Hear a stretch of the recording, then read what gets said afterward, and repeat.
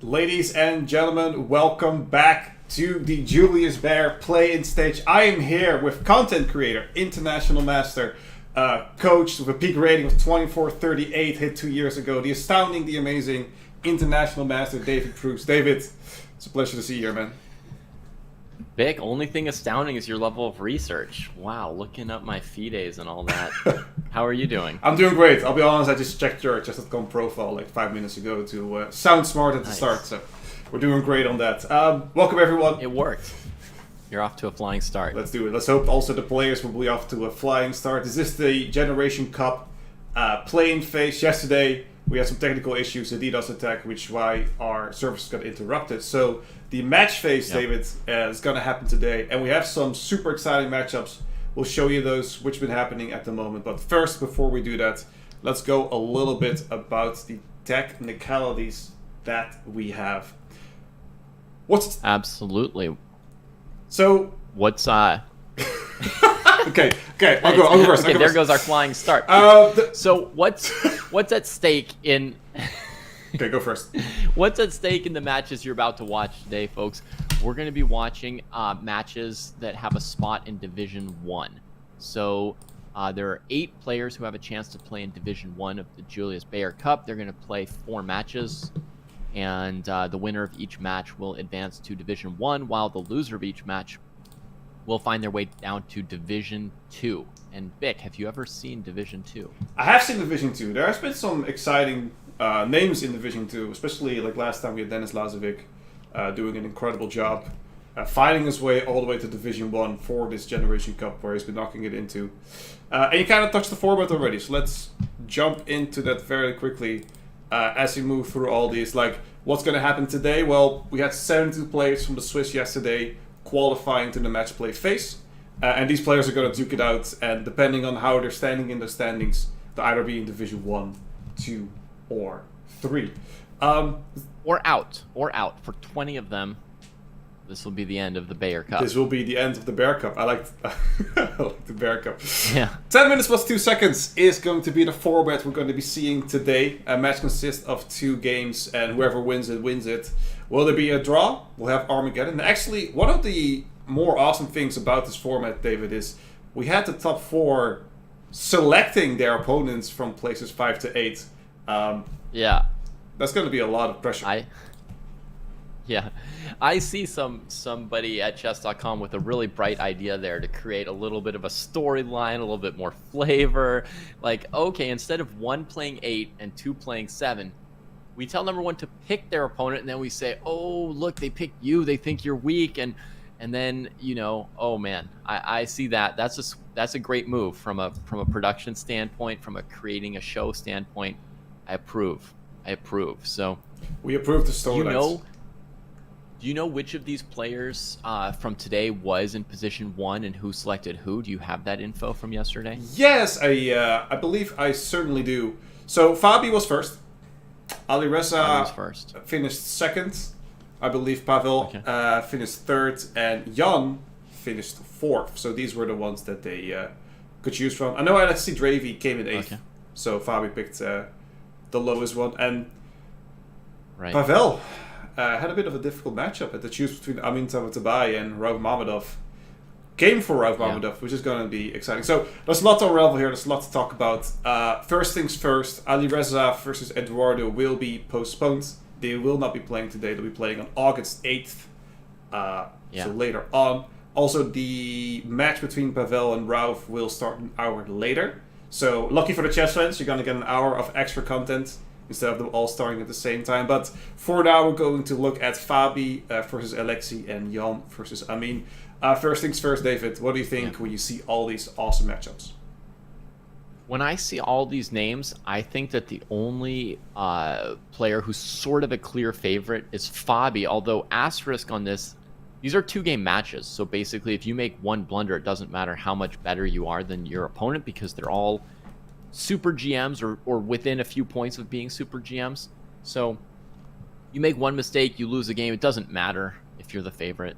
You know, that's it in a 2-game match. You know, if it were like a 6-game match or something like that, then you'd say, oh, Fabi's kind of an overwhelming favorite maybe. But in 2-game matches, it could go either way, but he's the only one who's a real favorite. All the other matches look really close and hard to figure out who's going to come through.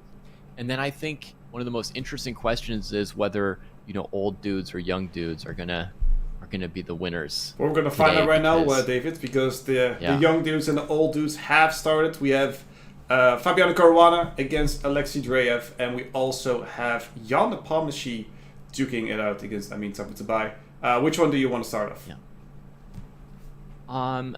Let's start with the game you don't have up, just to make your job a little bit more difficult, juggling production and commentary. So I'm gonna request. I could. Are you serious? I will. Tabatabai. I will do that. Yeah. Look at this. You ready for this? Bam. I'm ready for it. Oh, with the flip. Bing bang. Oh my god, that is a difficult one. Nice. All right. Nepo's got that chess theme going, very white and black on his camera. Very nice. Very nice. He's in the dark rooms, as I think most of us are when we're, it's late, you're playing some chess, it's 4 a.m., you're losing rating. Don't know exactly why you're still playing and trying to get back into the grind, but let's jump in. Jan Nepomniachtchi here, opening with the close Sicilian. Is that something you play a lot? Isn't he playing... the position I'm looking at is the Catalan. There you go, Catalan. You know the openings better than me. I do see a pawn on b4, c4, and we see b6 being played. Yeah, so there was a bit of a think there from Nepo. He wasn't sure about h6. Catalan, obviously, one of the most disputed or explored openings in the last couple of years. Way up there, you know, Magnus has loved it, Nepo's loved it, all the top players pretty much. It used to be like, you know, Kramnik's specialty, and now everybody's trying to do it. Same with the Berlin. Kramnik actually kind of set some of our openings for the next 20 years, about 20 years ago. But, you know, generally speaking, I've played this position from black side a little bit more than from white side. And that move h6 by Tabatabai was a slightly unusual move that made Nepo stop and think. And now we see one of the points of it is that when white advances e5, it gives the knight on f6 a square to hide on h7. It may seem like a very, very weird square, but it is one of the points of this variation, is to keep that knight over on the king side where it can defend against white's checkmating attacks. Otherwise, sometimes when e5 comes in, the knight could be forced back to e8, and then what it does is it sort of blocks up your whole back rank, right? Yeah. Like, your rook on f8 can't move, so your king can't evacuate if he wants to. You can't put a bishop or a knight on f8 to defend anything because the rook is stuck on that square. So actually a very, very clever defensive move. And I think Amin looks pretty confident so far. Yeah, Amin only spent 20 seconds in the opening, as we see, which is super impressive. He definitely is still in his prep to a certain extent, and moving his knights back twice, now to h7, and now going back to b8. I think he's telling us that he has time to wait to improve his pieces in the position. Yeah, I was sort of expecting on this last move for him to go queen c7, queen c2, trying to sort of rush towards the relative safety of an endgame, because, well, I've sort of assumed it, but for anyone who doesn't have much experience, the pawn on e5 on its own gives white so much space towards the king side that we kind of expect white to play for a king side checkmating attack. That's sort of an assumption in this pawn structure. And so, therefore, the idea of, you know, trying to trade pieces off for black and avoid getting checkmated. Yeah, I'm actually super surprised with this move a5, David. I thought this knight went to b8 because he wanted to jump all the way to c4.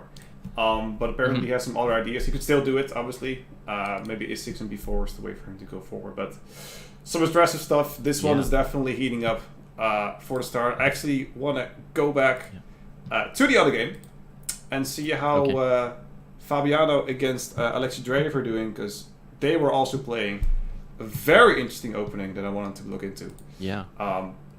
Yeah, a bishop b5 Sicilian. From Fabi, he's got a lot of experience with that line. And Drev played, I think, an unusual move. Based on the position I see in front of me, I'm thinking he played knight to d4 pretty early. Yes, that's correct. Okay, not overly early, but yeah, okay, so he's... I feel like often in the past, Fabi would have traded on c6 much sooner if given the chance. And this time he really delayed it. He's got a big choice here where he can take back either way, knight or either pawn. All three moves are plausible with sort of different kinds of, with different structures, but they're all plausible structures for white. He goes for very nice pawn center. But with the c file for the rook instead of a b2 pawn sitting on c3 to support the center extra. Dealing without that knight on c6, there's not much pressure against d4, and that's kind of critical for black in this structure, would be to have some pressure against the d4 pawn. Yeah, I play this a lot with the black pieces, these kind of purge modern setups, and these early e5 rushes before I castle are like the vein of my existence, because they're very hard to move forward. Even if I already castled, you try to put your knight back to e8 and suddenly the pawn is on d6. If you move to d7 now, like it breaks open your structure very fast. It seems like white has a super... Actually came out of the opening perfectly as they want. Yeah, I mean, this is a surprising move from Fabi, going straight for the throat rather than sitting behind his center and squeezing, to try and just spend time and energy in the first 10 moves of the game, advancing past the 4th rank, initiating stuff, and seemingly d takes e5, d takes e5, queen takes d1 would help black somewhat with their problems by getting queens off the board. But Fabi must have calculated something here after like knight d7. He must have something very specific in mind, like knight to d5, bishop takes e5, and then some tactic there before black's able to organize their pieces. Yes, exactly. And it's a big choice. I think I would have taken this pawn instantly and traded the queens and feel good about my position. I'm not as pointed, but as you pointed out, maybe let's go back to that line.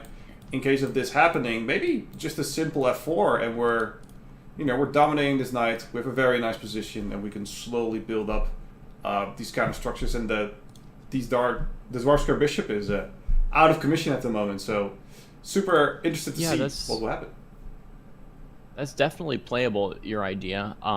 Should give white a strong advantage as well. I think what you said about just blitzing out the queen trade is what we might do if we were playing a bullet game against somebody with our own rating. But when you're playing Fabi and he plays this move e5 so early and it's a little bit of a surprise, anytime a strong player plays a move that surprises you, that's where the warning bells go off immediately, right? Yeah, exactly. And these players are always on the level of saying, okay, what is my opponent's idea? What are they trying to do? And it's always about, that thing where it's like, I know that you know that I know that you know that I'm going to do this, right? It's leveling. You play some poker, right? I don't play poker. Oh! But...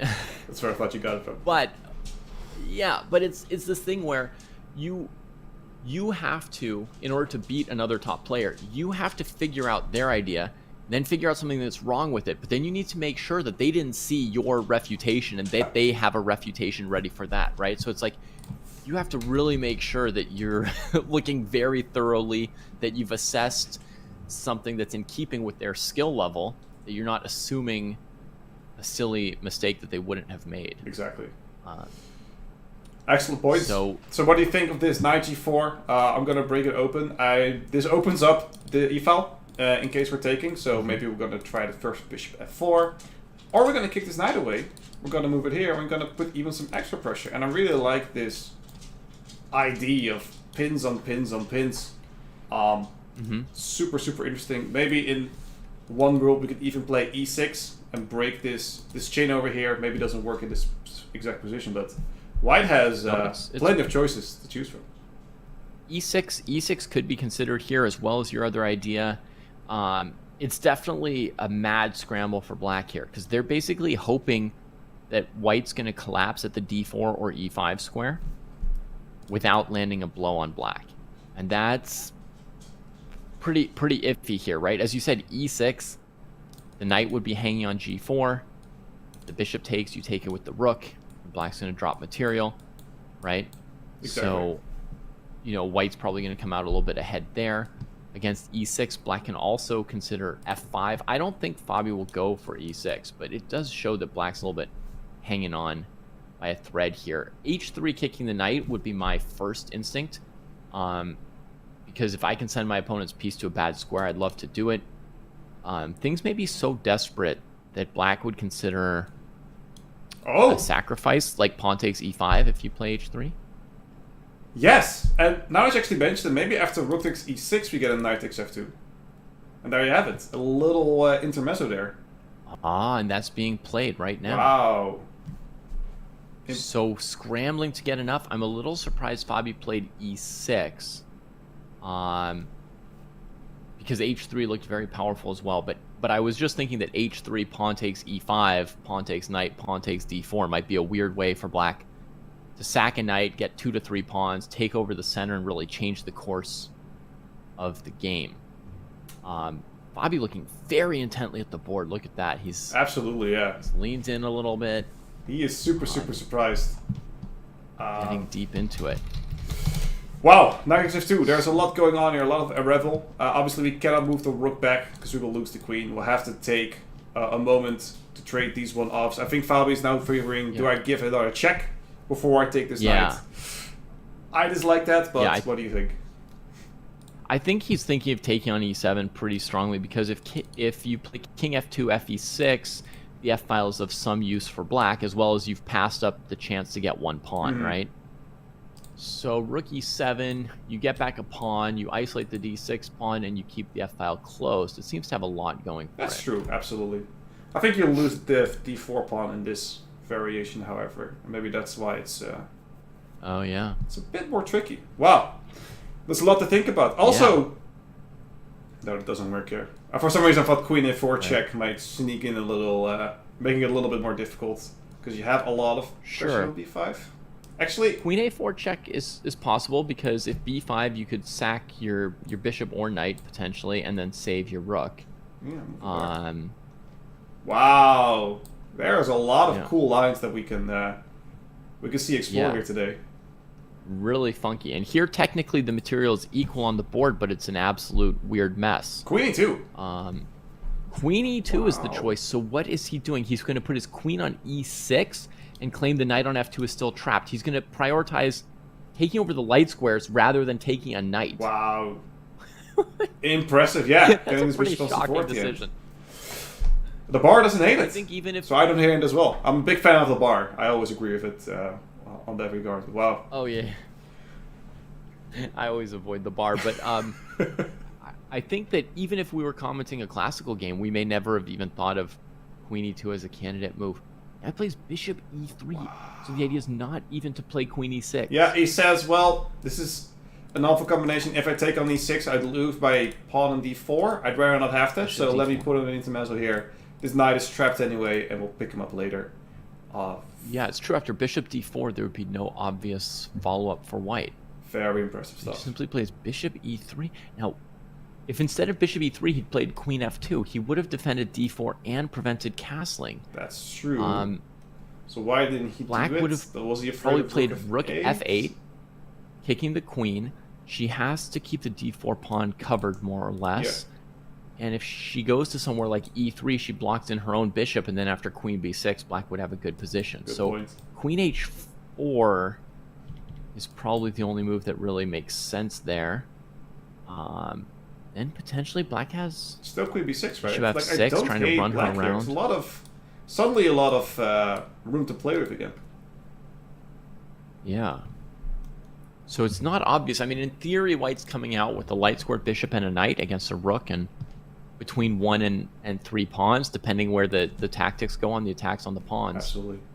I'm gonna, very, very hard to estimate. I'm going to switch back, David. I want to see how right. Young versus Amin is doing. A lot has changed there, so I do want to quickly swim back and see how we're doing. A lot has developed. Oh my goodness. Quickly go through what happened. We saw trade on d5. Yeah. We noticed this in earlier stages. Small development, definitely on the queen side, a lot more pressure. d4 is heavily under attack here. Yeah. It seems like both sides are playing on the left side of the board, where which is what black wants. And overall, I can tell you the course of the whole game feels like a lot of confidence for Amin in his position throughout. He didn't go for queen c7, queen c2. My idea to trade queens because he was never even afraid of White's attack. Instead, A5, B5, all that space grabbing was very aggressive. He wanted to maximize his position in the middle game. And Nepo did a good job to react and trade off all the pawns on the queen side, because now there's no black pawn that can queen. And so his chances of losing are basically very, very minimal. I think this is super structured, David. We're kind of jumping in here to the end game. The pawn sides are equal with a knight and bishop versus 2 knights. So, first of all, my first question is, how do you, if you want to like break the structure in a way, and would you rather have 2 knights or a knight and a bishop in the situation? Now that you're on one side of the board, you generally prefer to have 2 knights. But also with bishops, it depends a lot on the quality of the bishop. Like if black had a light squared bishop, they might even be losing here. True. Because the bishop would have to sit on some square like e8, and it wouldn't be able to move anywhere. And white could put knights on, d6, f6 and stuff. Try to even trap the bishop and win it. It would be such a bad piece. The dark squared bishop is the right bishop for black, so it should be able to draw the game, probably. That said, I would have traded pawns on g4 when I'm behind like this, and kind of the king is squeezed and the knight on h7 is squeezed. I would have snapped that pawn off on g4 very quickly. Yeah, interesting. We kind of have this interesting structure where we have 2 weak pawns. Well, actually, white will have 3 weak pawns and black will have 1 weak pawn. So we're gonna have some fun in this one for sure. I think black was gonna try to get the king out and somehow try to get to the side. It's very odd to see. And do you think there will be any sacrifices in these kind of positions? Any sacrifices? Not that come to my mind just yet. I think black's problem is that their minor pieces are a little bit squeezed and looking for space. The king is actually okay where it is, defending f7, which is black's main weakness. So he doesn't need to try and activate the king in this case. He needs to hold off white's activity. If he could engineer a thing where the rook could go, rook d7 to offer trade, and then if rook b8, go rook d8, defended by a bishop on a5. Yeah, exactly. If you could go back and forth and get that rook out from the 7th and 8th ranks, that would help your defense a lot. But black's minor pieces are so awkward, that's kind of a dream for now. Looks like Nepo's trying to trap the bishop on c1, actually. Yeah, I think first of all, this black bishop is a little bit awkward at the moment. I think the other idea is getting this knight to d6 and put extra pressure on f7. Like you earlier said, we want to put more pressure on that point. But yeah, this bishop is out of squares at the moment, can still go to f4, but will not have a lot of ways to live. It's being pressed into this corner. It's impressive to see white move forward. He's threatening rook b1, bishop a3, rook a1, right? And the bishop would die on a3. Yeah. And if the bishop goes to f4, he can probably chase it down with king f3, bishop into h2, and then eventually bring a knight to f1 or e2, anywhere that covers one of those squares. That bishop will run out of room. So there you go. We might see this. We might see this happen. This bishop not doing too well here, and we might see. We might see a trap. We might see an endgame masterclass here from Young versus Amin. I quickly want to move back, if that's okay with you. I want to see how the Fabi game is developing, and if we have any cool endgame ideas that we can learn from, because we have a little bit of a material imbalance here. Fabi looking at the bar, he is a lot better. Maybe even grab on b7 here. A lot of us have unfolded, but scary f-file here for white. Yeah, so black has 2 pawns and a rook against bishop and knight. Base scenario, that's about equal materially. So it really depends on very specific details in the position. As you say, the f-file is something that white has to cover very, very closely. I would much rather have that bishop not be on f2, but be on a square like e3, where it would be covering squares on the f-file instead of a target on the f-file. Black's got good files for both rooks. That's very important. Any position where you've got more rooks and your opponent has more minor pieces, you really have to have a good open file. Now black's advancing the pawn structure, so that's super committal. Yeah, I'm super impressed by, like I said pre-show, David. We kind of talked about the players and who they are, and I didn't know as much of Alexei Drev, because he's more of a, the old school Kasparov time grandmaster. He is, but like you said, these the old school players understand how to play the mouse, and they've been getting really far into these competitions. Yeah. I mean, anybody who's here in these play-in matches is here because they played really very strongly in a 9-round Swiss yesterday, right? Through 9 rounds, they were able to keep up with other top grandmasters. There's a huge talent pool in every one of those play-in Swisses, obviously. Oh, he dropped the pawn! Rook takes d6, the bar is shooting up. This is, white seems to have found his way into the black's position. Also, a6 seems to be hanging here. e6 is also very just weak. Dropped the bishop back from e5. Sorry? He just dropped the bishop back from e5. Yeah, he just dropped it back. Of his own volition. Yeah, he's like, I don't understand exactly what, I mean, I can get the idea behind it, but now a6 is also falling. Or e6. I mean, I'm in the candy store, I can choose whatever I want. This is going south very fast. Yeah, that is quite painful, and there may also be queen d2 for white available so that you would trade the rooks, bring the queen in, and still take a pawn later. But he just grabs the pawn now, no worries.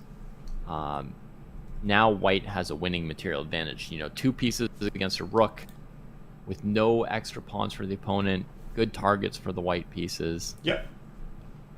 And only 10 seconds against 30 seconds. Let's remind everyone of time control. It's 10 minutes plus maybe 2 bonus moves. So we have some time. G6? Oh, I was trying to figure out if bishop takes g6 would work, but probably was a little bit too much. Queen e5. This is going to be very safe. This approach here. Oh yeah, he's got the game over because he's got queen back to e5, trade, and knight e6 check, picking up the last rook on d4. Yeah, there we had it. Just to end it here, we had an e5 check. And then you said we had... And he you can take and play knight e6 check. Wow. There you go. Fabiano wins game number 1. Let's quickly go towards the other game, which is still ongoing. Let's also give our love to Nepo versus Amin Tabatabay, who's going so close to the camera, we only see half of his forehead. Amin Tabatabay is holding on. We've seen a sacrifice. What's going on there? You asked if there would be a sacrifice. There was one. It was a defensive sacrifice. That bishop on c1, it ran out of runway. But he found a way to get a couple pawns for it. And his chances of drawing are still quite good, actually. He's got enough pawns traded off the board that it's going to be very hard for white to win this endgame. Well, counting it like that, it's 3 pawns for the bishop, which is an excellent trade-off in that sense. And I actually prefer black in these kind of time controls, because these pawns can go very, very fast. If you're not looking, this h-pawn is suddenly an h1. Yeah. I think he's trying to force the knight to d4. He's thinking that trading off one knight will make the defensive task a little simpler. Well, that has happened. He's trying to swing his rook to g4, trying to pick up this g5 pawn as well. And black is... wow, defense... I love these setups, by the way. I have to call it in. If you have this weak f7 pawn and you get your rook like in perfect harmony with the rest of your pieces, you're doing a good job.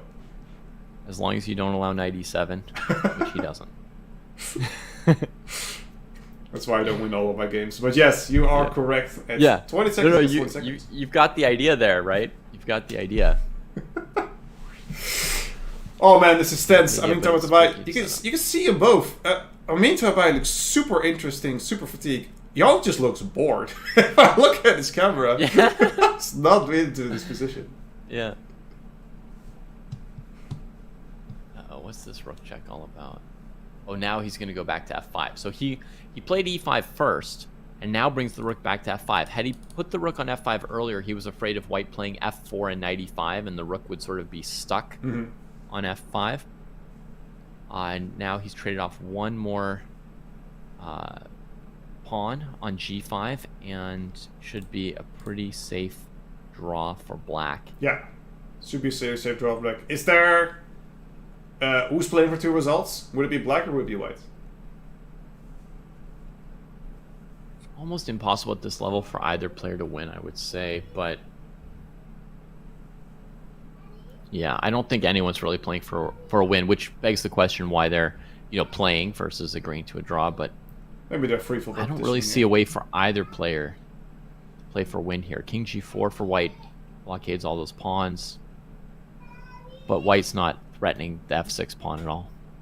Yeah, Giannis is really trying at this point, and I don't do. And I like this kind of idea. Like we established the pawn chain. I'm gonna put my pieces on the light squares, and all I do is back and forth with my knight. Try not to like fall for these kind of tricks, but it's a good setup. Yeah. So for a second there, he was looking at some idea where if white puts the knight on F5, maybe black can play H3 if it's not with check. But I don't see this going anywhere. I don't know. No, this seems to be... If something happens, it'll be a big surprise. Oh, white is trying everything that he can, and I agree, one step away, and suddenly we have a sacrifice coming in maybe, or it is now going king south. F5, and you're kind of... Where are you going? You know, knight F2, king F5. Oh! Oh, no! He plays it. He's trying very hard. H3? H3? Do we run? Young! What are you doing? I would run now. You are running 20 seconds. I mean, there's all the time in the world in a blitz game to really push this out. H3. Giannis, look at him. He's sipping his cup. What? I forgot that if you run all your pieces away from a passed pawn, it could queen. Unbelievable. And this is I'm sorry, I don't know. This is amazing. Wow. I mean, I'm sorry I said there was no way either player could win, but I don't understand what Jan just did there. This is, wow. Wow. And we see it here in the results, ladies and gentlemen. Fabian Caruana won his game against Alexei Drev pretty dominantly, I must say, but Amin Tabatabai. Yeah. Unbelievable. Like you said prior to the broadcast, he broke 2,700 this week or last week. Yeah. He won against Jan, which Jan had no business losing that. No, truly not. I mean, he's ran his king to h5 for who knows what reason, and then the h-pawn just walks down the board. It was really like a situation, Bick, where he should have called a helpline instead of committing suicide on stream. It's inexplicable. I apologize for being certain that it would be a draw and for not even knowing who was trying to keep playing, because I couldn't imagine a winning plan for either player. But I guess anything can happen. Yeah, now this was... I actually want to go back to that game real quick because, one, I can, and two, I think it's super instructive. We're looking in this position, and we're talking about, well, we could just stay in this position. This knight can jump around from f5. This king is on the perfect square. We don't need to move this king at all. You can never push f5 to lose g5. You can never run this. We take this, and this pawn is blocked, so we're also defending our free pawn. This king is perfectly safe. And suddenly, he moves away towards, I think, the f6 square. Not sure why. And suddenly king f4 coming in. Apparently there is still a move here to make it all seem draws. There may be, but what's the point of bringing the king to h5? I mean, that's just madness, I do not know. right? And just so you guys know, there's no way to stop the spawn. Even if you try something like knight f2 trying to break it in, it doesn't matter. King takes. We and are now the going g-pawn to can come as well. Get that in. Or just trap it, sure. Actually, if I play this, apparently there... Oh, I can take the pawn here, so... h3. You push h2 first, like king g6, king f3. Exactly. Now we are... But, like, where is that white king going? I don't know. Like, from Jan's play, it almost suggests that he thought there was still some kind of chance for white to win, but I don't know what idea he might have had. I mean, you only keep playing moves if you think there's some way you could win. Absolutely. Let's look back to the scores and give a little of an explanation for those who just joined in. This is a 2-game match. We just saw Fabi winning very, very convincingly and Jan making a huge mistake. Let's see if he can be better in round 2, which will start in a minute or so. Alvarez versus Eduardo will be delayed. They'll play their game on August 8th. And Pavel versus Rauf, they delayed their game by an hour, so we shall have more chess when they start in half an hour for these games. So super excited. What's the game plan for Jan? He's gonna be blacked out. How do you get back into this winner mindset after such a horrible blunder? I don't know. You're asking for like a suggestion or what I expect to happen, because I don't expect him to recover from that game. I mean, I think that's the kind of thing that just loses you a match when you're playing 2-game matches. I mean, if you draw the game second game you're playing black. You could win with black or with white in rapid games. Anything can happen, but a mistake like that, I don't know. I mean, I think a break is the best thing you can try and do, and try to forget it a little bit. So I think he did take a 1-minute break, ran to the bathroom, came back, and that was probably the best move you could do if you want to get back on track. Bathroom break is the way to win chess games. Write that down. Ladies and gentlemen, we are in game 2. Amin versus Jan the Parmeschi. And also, Fabiano started his game against Alexei Drev. And we see the opening here. I think it is... Is this the Alpen? Yeah, C3 Sicilian or Alpen Sicilian. There you go. Yeah. And he sort of transposed him to a main line by playing the Alpen on move 3 instead of move 2. So he transposed him into a main line where the bishop is stuck on C8. So he sort of picked Jan's opening a little bit, pushed him a little bit in a certain direction. Knight A3 has the idea of knight B5 and bishop C4. So Nepo just pays the tribute tempo with the queen right away to get out of the way of that. I've had games where I made the mistake of playing like A6 to stop knight B5, and then my opponent played knight C4, and I couldn't cover knight to B6 properly. So I think, especially if you're not super booked up and not planning the opening, I think queen D8 is quite a reasonable choice from Jan there. I think it's one, very reasonable, and two, you have to, like you said, you have to get into your opponent's mind. You got to pick an opening that's not that well studied. I mean, we're one move away from rearranging all our pieces back into the back row. It doesn't seem like black has made a lot of progression in these last moves, but knowing Jan, he'll be playing super fast, and he'll be have something up his sleeve. Yeah. I mean, he's got like a typical pawn structure for a French or a Sicilian. The pawn structure is an accomplishment for black, right?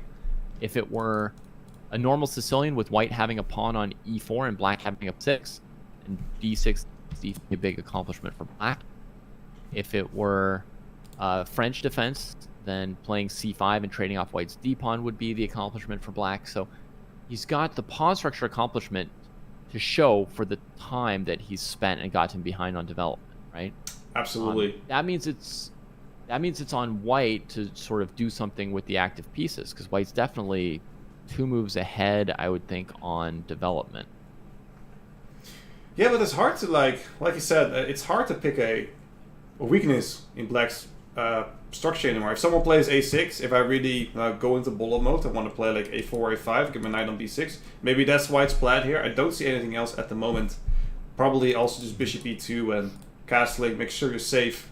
As we've shown we're doing what Fabi didn't do last round. He also didn't play it safe. He played rook takes C6, which was a brilliancy by our chess.com engine. He was been awarded by that as we move forward in this game. Yeah, the other thing you could do in this position as white is put the bishop on F3 or G2 to try and harass black's B7 pawn and make it hard for black to complete development on the queen side. That's another idea, but with knight C4, he's kind of signaling that he's looking at the B6 square, as you said, with the bishop on E3 and maybe A4, A5. Yeah. Black has a very convenient move knight D5 at any point to cover that plan, so...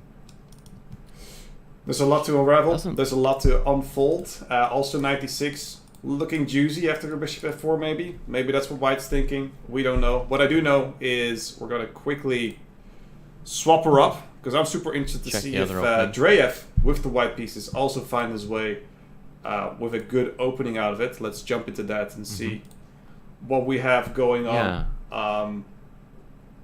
Wow.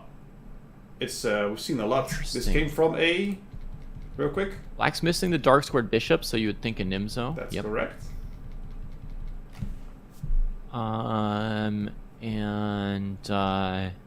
Yeah, black is going to be able to trade off white's central space advantage with the C pawn.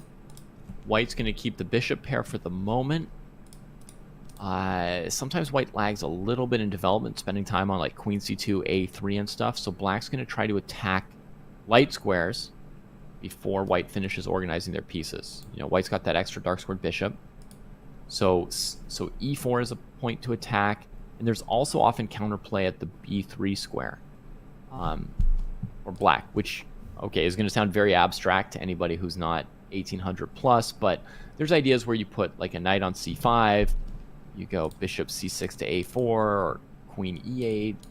You bring the pieces into a4 and b3 and sort of take over some squares on the queen side, and there's an open c file to play with around that, and just sort of eventually it generates something.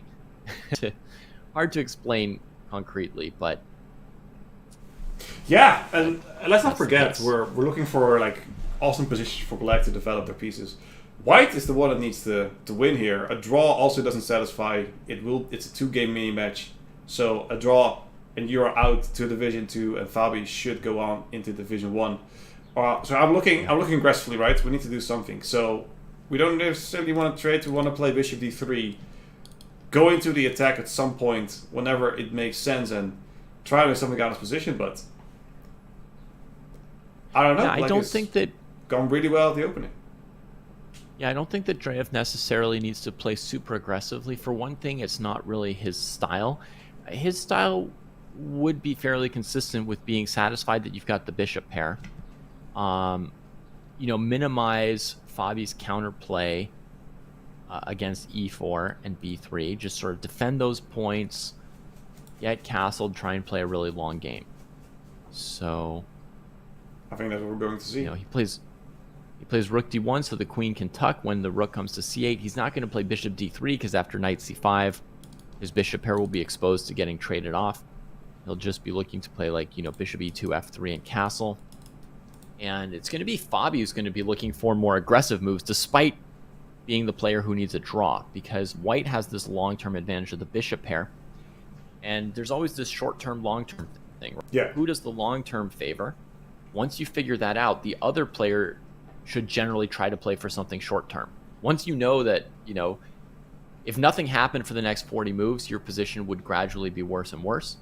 Then you look for more aggressive things, which is why, if white had spent time on f3, I was already thinking about f5 for black, trying to explode the light squares. Absolutely right. On that, he's trying to...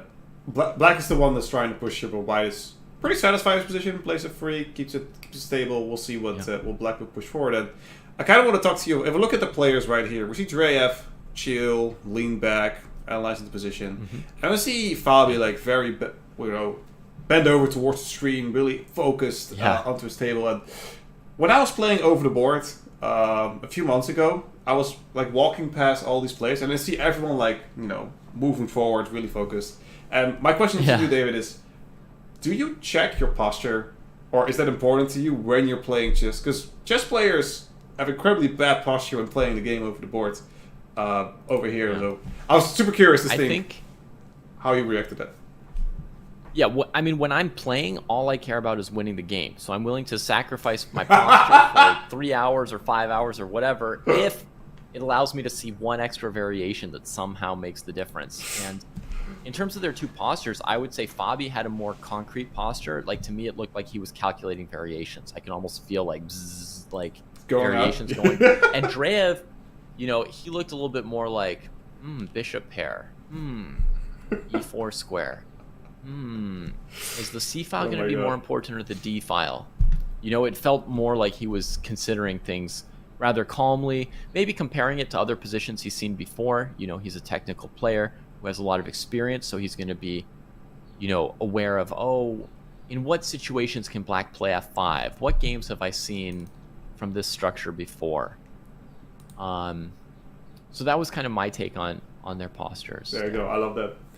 I'll sacrifice 3 years of my life. I can get an extra variation in during an over the board game. That's going to be my new my new memo. Are you saying 3 hours of bad posture knocks 3 years off of my lifespan? Well, I mean, if you do it over the course of 60 years, I don't. 60 years. Okay.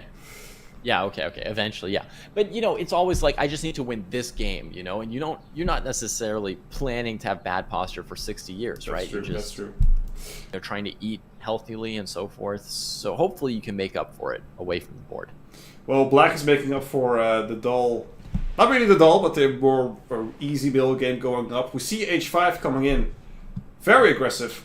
What What we're going to do with this pawn? Are we going to throw it all the way to h3 and try to break open the system? I think he wants to poke it all the way to h3 to break white's light squares a little bit. I would expect as soon as it gets to h4, white would play h3 to stop it there. And that dark square weaknesses for white, but white has the only dark squared bishop, so it can sort of try and cover those weaknesses. Fabi's play this game has definitely been not a plan that I know. Let's put it that way. Just vaguely looking at it, it feels like he let Drev achieve everything that white wants to achieve. You know, safe structure, sheltering that bishop pair. Stable advantage for white, one would think. I really would have thought something more aggressive sooner. And now, of course, h5 is a very aggressive looking move, but even that is a move I don't know exactly where it's going to lead. So, yeah, not a plan that I would have come up with here from Fabi, and it's going to be interesting. Anytime you see something you don't know, it's an opportunity to learn something, folks. You know, if somebody says something you disagree with, don't call them an idiot, but try to understand something about what they're saying. They play a move. A chess move is an idea. They play a move that you don't understand. This is your chance to like learn, what's this plan? What do we do here? White's center looks so solid. What does this h pawn generate? Yeah, no, I think you're absolutely right. Like you said, h4, h3, and there's not a great way to... If I could tuck this knight on h5 and go to g3, I kind of get the idea, but not as easy to do that as well. Dark square are dominated by the dark square bishop, who is the only one in the position. He's doing pretty okay, and whoa, he did not play h3. He says, I don't mind. Let's make it work. What's the idea here? Does bishop g5 trap the queen after queen e5? I don't see the follow-up. I don't see why Fabi can't play h3. Let's put it on the board. h3. Bishop. Yeah, bishop g5. And we say bishop he's g5. Played it already. Queen e5. Queen e5. Yeah, if f4, the queen escapes on e4 quite nicely. Yep. So, I don't see the point of queen c1. That could run into some trouble maybe with this bishop and pawn. Mm-hmm. Okay, because the knight on c5. But you always recapture c8 would be hanging. Yeah, you could always move back. At some. Wow, yeah, you're right. There's a lot going on here.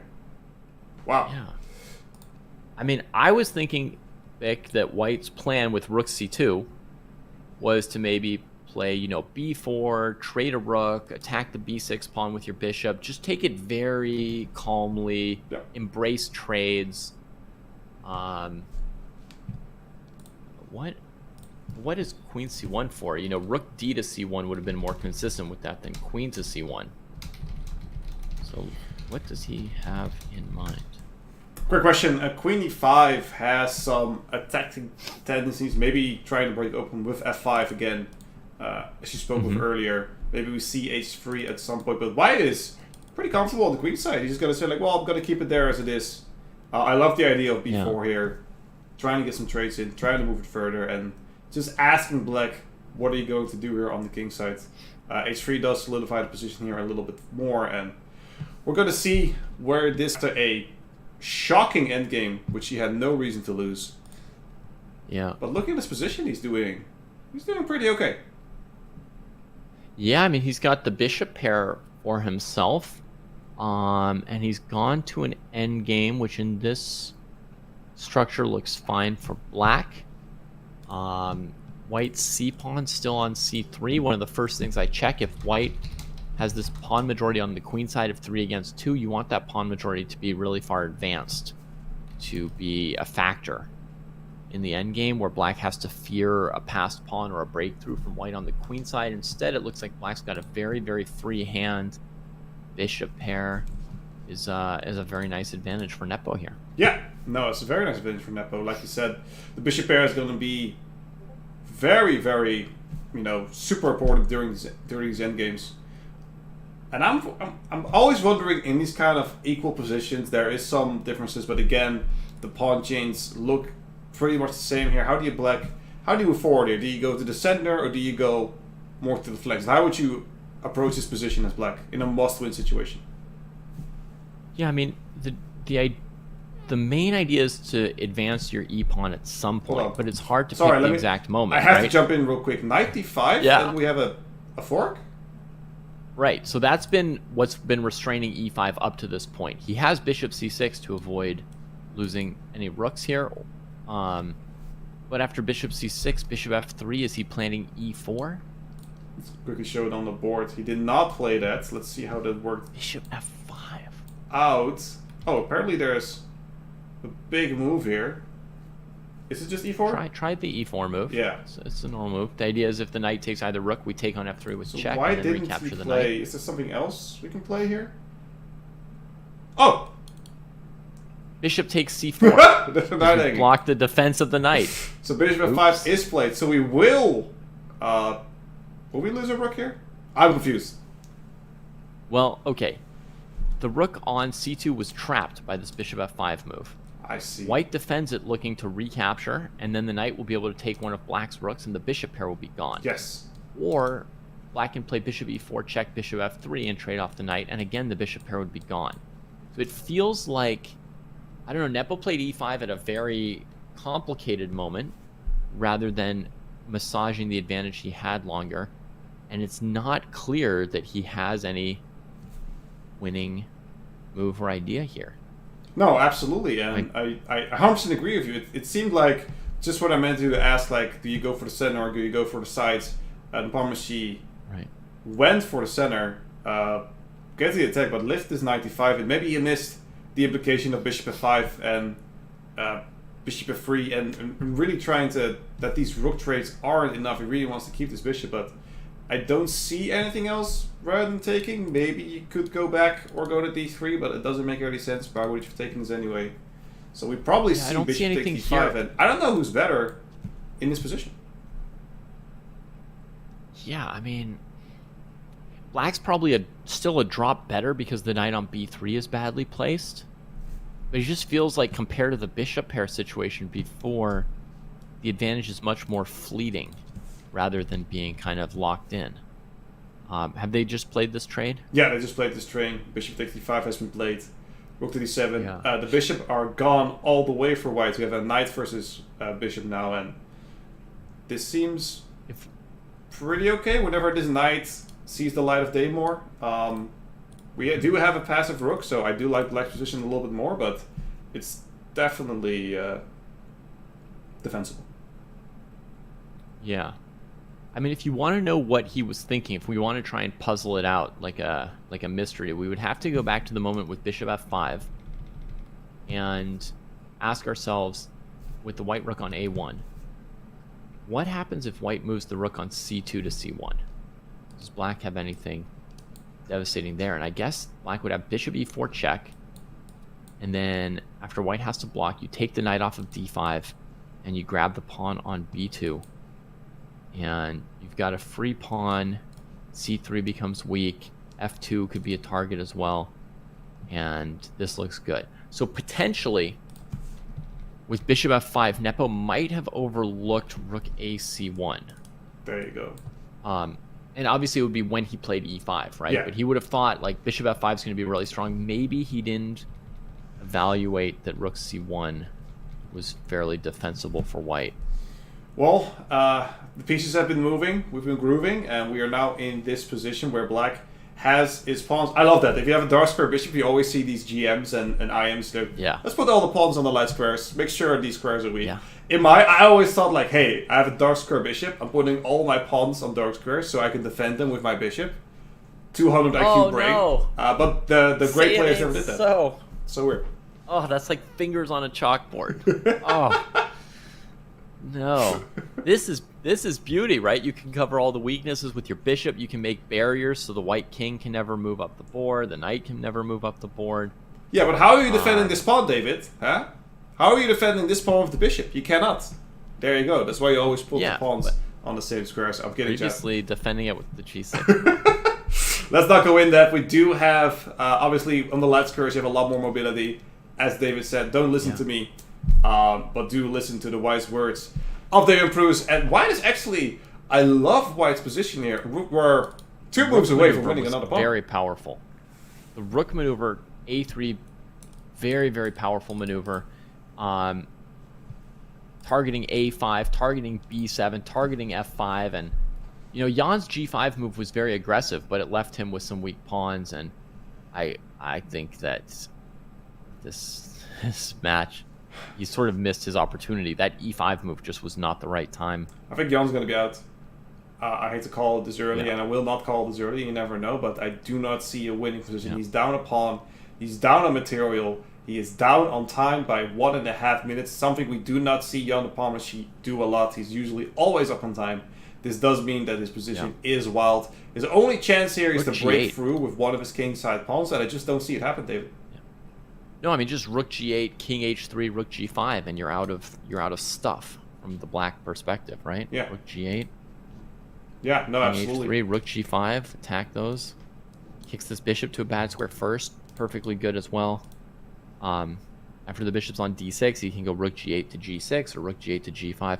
It's killer, and honestly, if this were a must-win situation for white, I would expect Amin to take this one home. Whoa! Sorry, bishop takes F2. The bar is dropping. There's a lot going on.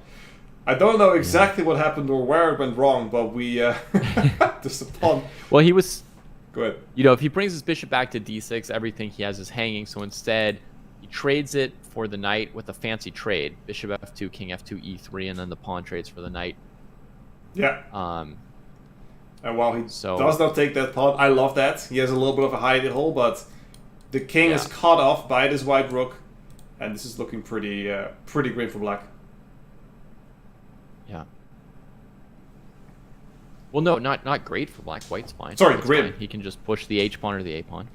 Grim will step. While my dog is doing stretches in the background, ignore her. She's doing her best, living the life that she can. King G3 just played, and well, white here is how you defend this pawn. It's also, I think it's a super interesting position because white's pawn is also, or white's pawn for just moving forward. Do we just keep checking him? I mean, basically, at a certain point, you start checking, right? So, at a certain point, when the pawn's on F2 and the black king is on G2 and black's actually threatening to queen the pawn, then you would just play rook G8 check, push the king off to, let's say, the H file, and then you go back to F8, and they have to bring the king back to defend the pawn and just back and forth. Exactly. And I think we see that happening. I think white can even still move one of these pawns forward because there's no rush for it just yet. And maybe white can play C5, H5. Yeah, white can play C5, H5, whatever they want with the pawns. Wow, I think that's going to happen. I mean, by taking a long time, already a minute on this move here, isn't quite sure how to handle this. No, I feel like he's having a little bit of nerves here in this situation. His moves are not looking particularly logical to me. Ever since bishop takes F2 happened, it feels like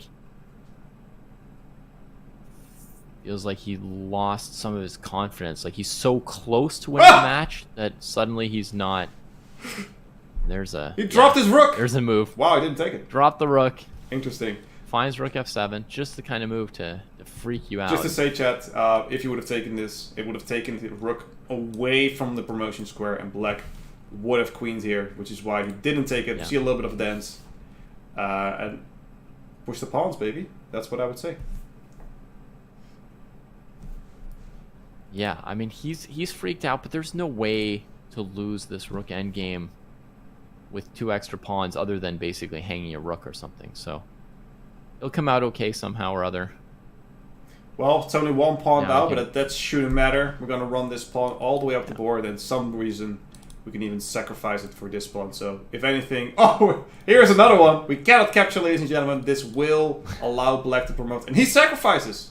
He calculated this all the way to the every now and then. Just every now and then hits him with that, are you going to freak out move. It would have worked, but it would have worked on me, I'll tell you that. With 10 seconds left. Yeah. But yes, this will be a draw. This will be a draw. There we go. Amin Tabatabai moving forward to Division 1. Congratulations to our man Jan. Definitely not happy there, but we got to congratulate the winner. Fantastic stuff by Amin Tabatabai. 1.5 against half.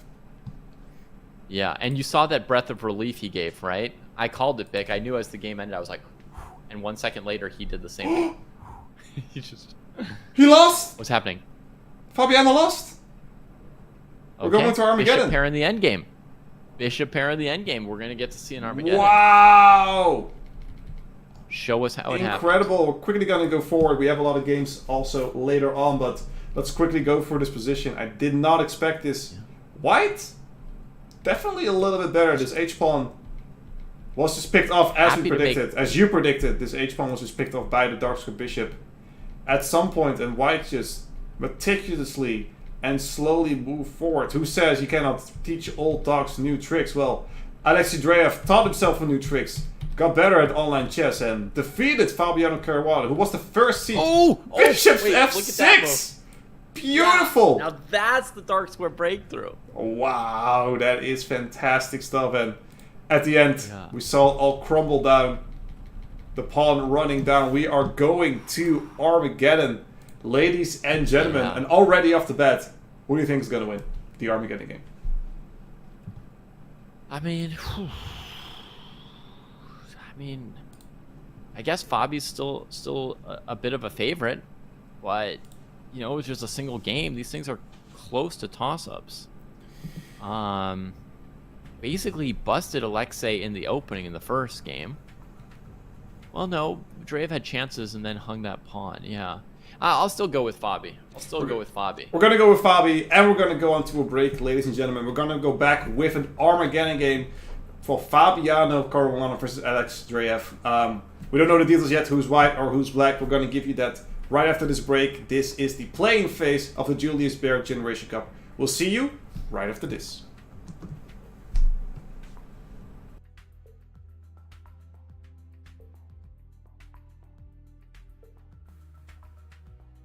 You guys play chess? You want to talk about it? Yes, we do. Let's do. Oh yeah. Where do you play chess at?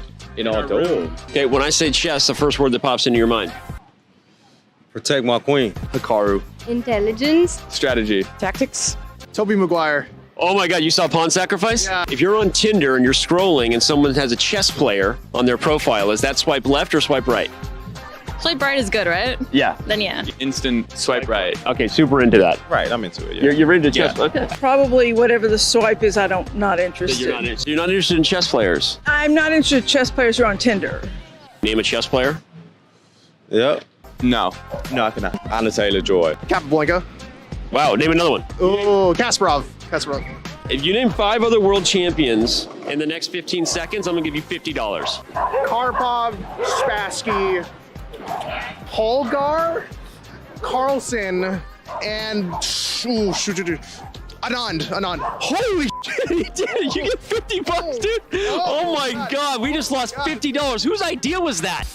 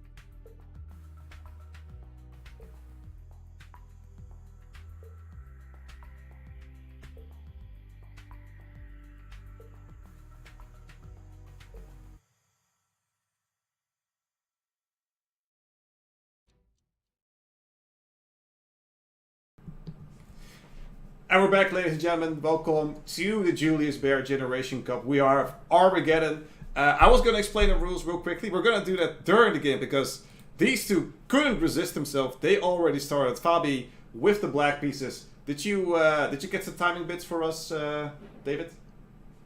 Yeah, so Fabi bid 754 for the right to choose colors, which obviously almost everyone's going to choose black with draw odds. We had one really weird bid in the previous stop of the Champions Chess Tour where somebody bid like 3 minutes and took white and gave their opponent draw odds, making no sense. But in general, they're always going to pick black if they win the bid. So you get 754 in black. Alexei's got the normal 10 minutes. And they probably dropped the 2-second increment, right, Vic? Traditionally in Armageddons, we get rid of the increment so people can literally flag as they're trying to take advantage of their draw odds. No bonus time. Absolutely no bonus time or increment for this. Like you said, this will be all down to the wire. But the time that they have is what they say. I'll quickly take you away from the chess to talk about what we have going on. Armageddon, draw, and black will win. So white has to win in this position. They just bid. Fabi bid a whole lot lower, so we are really good on that. That's why he got the black pieces with that time, and it's all or nothing in this case, David. And if I'm white, this is exactly what I want in a position. The stone wall, give me g4, g5. Yeah, let me just mention from the bids, you know, we can often conclude quite a bit from the bids about what the players are thinking and feeling, what opening they want, what they're expecting in the match. And Drev, I think, really wanted to have white. So he's probably very happy with Fabi's bid and with having the white pieces because he only bid 9 minutes for black. A 1 minute time odds is very, very minimal. I would think average would be around 8 minutes. So if you see anyone bidding 7 minutes or less, they're really confident in drawing with black. But if you see someone bidding in the 9 to 10 minute range, it basically means they'd rather just have white. And that tells me that Drev is, you know, kind of afraid of like what opening to play against Fabi, how to handle Fabi's legendary opening prep. And he rather play a game where he gives up draw odds, but he gets a comfortable position for himself. Yeah, 100% agree on that. And I think he's happy with the position. He's a little bit taking off by knight e4 because you might think, hey, we could win a pawn here. We're feeling good. But your h4 bishop is hanging here with some mutual things going on. Oh, there's also c6. Oh, it is kind of... Why don't you just take on e4 here? Help me out here. Why is this bad? It's a bit of a mess. One option after knight e4 would be to just play bishop takes h4 right away. Right. And then that's sort of like a clean piece trade, and the knight on e4 has to continue on its way. Yeah. No, you're right. Yeah. You're right. And then but your d takes e4 would be more exciting. It might be exciting. Did it happen? No, we see knight takes c6. We saw a trade on d7, and white is moving forward. Usually in these kind of positions you want to have your knight on e5. You cannot play f6 because this rook and queen are very difficult. And once this knight is on e5, the rook comes to f3. We start pushing these pawns. We have a nice little attack. The bishop is looking at it. All your pawns, all your pieces are scattered towards this king side. So I'm a big fan of these kind of positions. But we're going to see if this is going to go. We asked the chat actually, and the chat with an astounding 84% choose Fabi to win this Armageddon, and I don't blame them. Fabi is has been playing really good, but he did lose the last game, so he has something to prove to himself. Yeah, and I think Drev has some confidence. You know, he was happy to have the white pieces. He believes that he can win an endgame with a slight advantage. He believes that he might even have chances to win a drawn endgame. So I think he's looking reasonably confident, and things should be pretty close. But I would also side with the fans expecting Fabi to have the edge. David, can I ask you a question? Yeah, of course. Do you think that's what I'm here for? Do you think Fabi is looking fresh? Like Fabi fresh? Is he looking fresh? Because we do have his air things monitoring his air quality at the moment. Special plugging to my boys from Airfix Masters. Thank you guys so much. We do. It's super hot there, 26 degrees. I am in the Netherlands here. It's raining, it's storming. It's like 20 degrees here, but it's 79 Fahrenheit there. How's the air quality where you live, by the way, David? It must be super hot as well. Oh, well, you know, I'm actually in a period of moving around at the moment. I'm in Hawaii, where the air quality is perfection. You know, doesn't get fresher.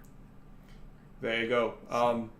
Well, I can talk about pressure. Like there's a lot of chess puns I can make, throwing up some air quality stuff. We can talk about pressure. We can talk about the heat. We can talk about looking fresh. But his air quality is good, and the moves have also been looking good. As I'm looking at this, Black is slowly taking more and more space. F6 came in without this knight to G6 that we talked about, because this bishop drew back and is making sure that's not going to happen. Super well foresight by Black there moving forward, and I'm a super big fan of Fabi's position here. Yeah, that bishop is supposed to be slightly bad in this structure. Generally, the claim is that white has a slight advantage because the bishop on c6 or b7, where it used to be, would be blocked by the d5 pawn and could get outplayed by white's knight. Sometimes white can even play bishop takes e4, sort of trade into the pure knight versus bishop and just try and, you know, show that you've got one of those situations where the knight can outplay the bishop in a locked position. But with this plan of bishop e8, f6, Black actually neutralizes basically the entire white advantage. That bishop has acceptable scope. White's knight is no longer on a great square, and it looks like, you know, maybe it's just going to go to f2 and trade at some point. And Black is basically without problems, you know. So right now, the draw odds is starting to rear its head. Absolutely, and he's... will we see a panic? Will we see like a crazy g4, g5 push at some point? Or do you think like Alexei Drev will keep his cool and slowly improve his position instead of taking weird chances? For now, I would expect him to keep his cool. I would think the position would have to be much more dramatically bad for white for him to go for a reckless attack. That's something that I might do in an equal position against Fabi. But I think Drev is going to recognize that his odds of winning are almost always going to be better in an equal endgame than in a slightly bad attack. Yeah. But that said, how is he going to extricate that bishop? Now there's the threat of f5. He's going to have to play g4 here. So he may be forced into the reckless territory that I was saying he would probably want to avoid. Fabi says, if you're not bringing it to me, I will force you to make some reckless moves. And here we go, g4. Yeah. The bishop is pulling back, and I think we need to see bishop g6 in a trade-off, or you will lose your bishop here. This is... I think technically... Go ahead. There was another complicated option last move, e4. And, you know, by rapid chess standards, he stopped and thought about this for a bit. Ah, I see. Right. Yeah. With idea to either take or play e5 and try to win the knight. Yeah. Which would be like a full pawn sack, honestly. It would have definitely spiced up the game, and I think it would have worked if we had a little... Oh, he does it! A little bit later, but we do see e4. We do see your idea coming in. King takes e7. Yeah. E takes d5 will be the idea. We're going to pick up some pawns. The craziness have started. Yeah. Yeah, also, after king takes h7, e5 check, bishop g6, we'll see why he threw in g4 here. Now he has the move f5. Wow. If I'd done this e5 check idea to win the knight with my pawn on g2, then after bishop g6 hitting my queen, I would probably be falling apart. Actually, you can already take on d6 here, because we have a little Mexican standoff. As you probably don't call it like that. Oh, yeah, and after the rook moves, you even have rook takes e6, so you're really getting fair chances for white. Impressive. Let's see what's happening in the game. We see king takes e7. What's a mess? Did not play e5. We do see a lovely pawn chain. This knight is trying to come in, and we have fire on the board. Yeah, that's exciting. So Drev did go for something exactly in the style you're asking about. Something a little bit reckless, something a little bit exciting. Knight moves off of a prime blockading spot. So that's a bit of a surprise for sure. Yeah, where's this knight going? He wants... Obviously f4, but what's the... Maybe we want to go h5 or g6, but this bishop, I love this bishop in the back. It's just covering all the big squares, and at some point, hold out, because we're only a few moves away from getting this queen in here. This is exciting stuff. I love this. Yeah, but there's the third pawn, and it's like, why not take it? Take it. Yeah. And he does. Absolutely. Gotta grab some pawns, gotta move forward a little bit. It's complicated. If a king side attack doesn't work, you gotta make something happen, but I'm looking queen d5, bishop c6, and I'm asking, what are you going to do? Probably knight f4. I mean, he's going to go knight f4 the moment you go queen d5. He's not going to wait for the battery, but then you're going to pick up the pawn on a2. That's an adventure that's available for the queen if she wants some adventures. Oh! I called one right! Let's go! Yeah. It's gonna go in my book, my 15 most memorable move callouts. Calls. Yeah. I've got 12 so far, so got a whole life ahead of me. Queen d5 coming in, like you said, knight f4. We're losing another pawn, but white gains the initiative, and I say go for it, Alexei. You have my blessing. Can we see? Yeah. I mean, there's no way you want to save your pawn and allow bishop c6, right? I mean, that's not. No. Truly an option. I think this was the only move, and we're kind of feeling out how we're going to pursue this. I don't probably rook f2, make sure everything is nicely defended before going super hand. Do you want to push d5 at some point? I feel like you want to, but it's impossible. We want to, but Fabi will not let us. You know, if we put ourselves in white shoes, it's going to be sadness, because I don't think Fabi's going to let us do anything that we can think of. Alexei's going to have to pull out something on a different level if he wants to get Fabi from this position. Absolutely, rook f2 is on the board. Fabi quickly responds with a b4. More light squares for this bishop open. Quick reminder, ladies and gentlemen, if you just joined us, you see Firouzja and Inturizaki do not have a score. They'll be playing on August 8th. We do not have them, and we did have the other game, Elianov versus Mamadov, just started, and the final public service announcement is, this is Armageddon. There is no increment, there is no bonus time, but there is fire on the board, and we do have some action after b4. White is in a super difficult position where he wants to push d5, go to d6. Black is not letting him, and he might give up too many pawns for this to work. Yeah, he played the exact move I would have played, rook a5, keeping the a pawn from advancing and joining the fight. And this, you know, in theory, could keep the rook on a8 passive and the a7 pawn a bit weak. So it's what I expected, but the problem is just simple trade and attacking c3 is what I expected from black, and you know, I don't see anything very good for white here. So no, this is super rough. You're gonna lose this pawn. There may be a crazy move possible here. Imagine rook c2, Bick. Would that allow rook takes d4 from black? Let's find out. Breaking white's structure with a series of cross pins. Absolutely. And the idea is queen d4, queen c2, or pawn takes d4, you go queen takes queen, knight takes, and then rook c2. And there you go. Then it's over. Lights out. Is this or going to happen? Just no. take on c2. We have rook f3. Also defends the pawn. We're moving up a little closer, but this king is... it's a hot summer day, and he's prancing around in his bikini. It is not the best time. Put your clothes back on, because there's a lot of heat coming your way on this square. He's planning to tuck himself on g3 or h3 at some point. Yeah, but yeah, it's gonna be airy. It's definitely going to be airy. Meanwhile, a6 to save the pawn and bring the bishop out to b5.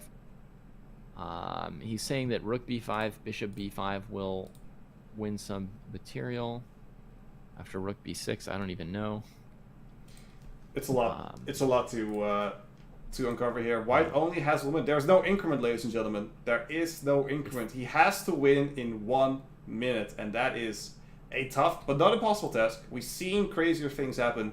The result, if black draws, if black wins, they will move on to the division 1 of the Julius Baer Generation Cup, and black is just cruising through.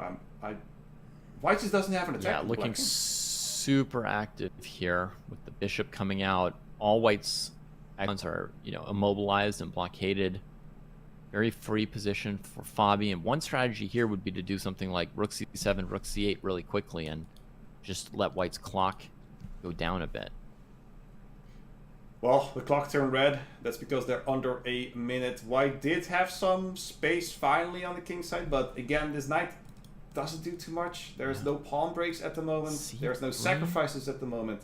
This would take way too long to happen. If I could make 2 moves, maybe that's an idea, but black is just cruising here, going towards the end. White's down on time. So c3 was hanging. There's a weird deflection tactic on e7. But basically the idea from black is against knight e7 check, you just play king f8, and white can't take your knight on d5 because their rook is hanging. And if they go knight back to g6 check, the king walks out to e8, and you've taken your pawn for free. Yep. So. Well, I don't think that's even necessary. 15 seconds until we see the master putting up a great show, defeating Fabiano with the white pieces last round. Super impressive, but unfortunately Fabi stepped up in this game, and he's showing it. Yeah. Yeah, second game was a great game from Alexei. You can feel happy about it, but it's not going to be enough to knock Fabi out of Division 1. He returns to his rightful spot there. And, yeah, we got to keep Division 1 full of top players, right? I mean, Nepo didn't make it, so they definitely need Fabi up there. Yeah, talking about that, well, we do see the time run out. Do we see a huge reaction from Fabi? No, this is just a normal Sunday afternoon for him, which is one nice and tidy. And we have an Armageddon win. And congratulations. If we can see right here, the scores have been updated, ladies and gentlemen. Fabiano Caruana. Oh, well, Drev seems to be running there. That's not correct. I can guarantee you Fabi won that game, updated, so don't worry about that. Let's get it up to screen. Fabiano going through, and Amin Tabatabai defeated Jan the publisher earlier. That doesn't mean we are done just yet with the chess, ladies and gentlemen. I want to unravel what we just seen, but we have another game that has just started. We have, well, just started. They're almost done. It's Pavel Elianov against Rauf Mamadov. And I think we should pay them a little visit.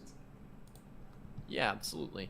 And I think that despite our graphic being slightly off, the fans who've been watching are going to understand that the score is that Fabi has advanced, and they will be ready to see another match here and see who else will be joining top players in Division 1. Magnus Carlsen, Wesley So, Noderbek, Abdusadarov, and Denis Lazovic all waiting, and now we know 2 more of the names who will be in Division 1, Fabiano Caruana and Amin Tabatabai, the newly minted 2700 from Iran. And here we've got some players who are not from the newest generation. They're sort of from my generation, Pavel Elianov and Rauf Mamadov. Very strong players. Elianov definitely has been over 2700, even as high as 2750, I think. A very, very strong player. I saw him playing in Division 2 last time around, and here he's got a chance to move up a spot into Division 1, where I don't think he's made an appearance yet. Game 1 of their 2-game match, and we've got quite a controversial position, right? White's just sacked a pawn on b2. The black king on h8 is going to be weak to White's bishop pair. Yeah, no, it's controversial is a way to say it. There's a lot going on here. b5 just pushed, and we see some action on the board here. Here we go, ladies and gentlemen. b5, and Rauf is a seemingly good position. We've been talking a lot about the bishop pairs and the knight versus bishop. It seems like White is enjoying the bishop pair, but man, these attacks on the queen side is impressive. Yeah, so I mean, in the air is some kind of exchange sack on b2 followed by bishop d4. Any idea like that for now would have been refuted by the fact that rook takes d1 is check. So tucks the bishop on f1, and now can consider some more aggressive options. But I think rook takes b2 still doesn't work. So Elianov needs something to break Mamadov's position where everything is defending itself for the moment. Gotta break the ice somehow. It's not easy in this position. As you said, it's also fun because these two have played a lot. Rauf Mamadov and Elianov, like I said, they are from not the young gun generation that we'll be seeing, but they've been playing some super impressive. I specifically remember Elianov doing really, really well in the Chess Olympiads. These two must have met a lot of times, and I'm not sure. I love this h5 move. I love that we're just playing on 2 sides of the board here. This knight looks a little bit awkward. Is there a way that we can make it better, or is it in the perfect position here? Yeah. Well, no, we definitely want to make it better, but first he's getting the king off of that diagonal, getting out of the way of rook takes b2 ideas. He wanted to sink his pawn all the way to a3 to anchor the b2 bishop and free up his queen. And Elianov played a3 to avoid that. Even though the pawn on a3 may be vulnerable, he's keeping black from settling into a situation where everything is defended and becomes easier to play your moves under time pressure. Oh, ho, ho, ho. What's happening here? The bar does not Grab the agree pawn. with this greedy pawn grabbing. I've been watching too many Yasser Sararan videos, which I agree. There's Bishop takes b5, the queen is not b5. defended? Yeah. Yeah, going in? that's what happened. Wow! White's back in the game. Yeah, back in the game, the bishop pair breaks out. Black's queenside pawn structure has entirely collapsed for a pawn grab that was not advised. I think he had not calculated this correctly when he took on a3 because I don't think he would have misevaluated. I don't think he would have wanted to do this. So. Yeah, I think he missed that no longer this queen was defended, so bishop takes b5 was an option, and he quickly moves it back. But this is huge for white. All the pawns have dropped. Yeah. None of them stand All anymore. three. We have the bishop pair. Yeah. We're up a pawn. This is a disaster for Black's position. It's a 3-for-1 deal. Not something you see every day. But Black's counterattacking on the dark squares. Strongest he can. Why did Surprised the I'm queen surprised, didn't yeah, why come did you stick with the queen? I want to go back to it real quick. After a check, I'll advise you go somewhere to h1. And isn't this... Right. You want to go on the second rank here? Yeah, queen d8, also an interesting Queen d8, yes. candidate move. Oh, that's a good point. Black. That's a good point. Look at this pawn. Yeah. Didn't do it. Let's It go back to feels the game. like- There's only 4 seconds to get 8 seconds. They are both playing. Oh Oh, my it's God. made a 2! He's just checkmating him. It's in 2 checkmating moves. him! Oh, you hate to Now, see it. How did the queen get from c4 to g8 without Black seeing it? Let's coming? quickly Let me look see. at that. Wow, we just caught that in time, and Ralph Mamadov is not happy. Queen to c4. Suddenly miss the cheeky checker. Maybe he mouse slipped. I'm gonna... Maybe he wanted to go to e8. Yeah, maybe he just mouse didn't quite slipped. get there. I'm gonna say that he maybe mouse slipped, but even then... Yeah. Wow. That is unbelievable. Queen e7, and we see here, ladies and gentlemen, this is what you called checked and made into the business. This is... I need to catch your breath. Wow. So Elianov came up with something. He... And that a3 move was so important, Walter. If we want to say, like, what did he do that got him from... Whatever, we saw the bar was in Mamadov's favor, right? Yeah. But what did he do to come back from that game where he needed to come up with something? I think the key move was actually a3, not letting Mamadov play a3, which would have created a situation where everything's defended, right? The game turned on some tactical mistakes, and tactical mistakes come up when your pieces aren't defended. And so he played a3. He knows that that a-pawn is basically dead at some point, right? Yeah. I mean, it's isolated, it's blocked by the a4 pawn, it's attacked by the bishop on b2. Like, it's a huge risk. You put that pawn there, you basically know your pawn's going to die at some point, but you don't let Black create that stable position that's easier to play in time pressure. And then he got some chances. He got some chances, and he capitulated off of that. Very well done by Elianov. Will Ralph Mamadov come back, or will Elianov find his way the first time into the division room? We'll be back to find out right after the break for game number 2 of this exciting match. This is the Julius Baer Generation Cup play-in, and we'll be back after this break with game 2 of this exciting event.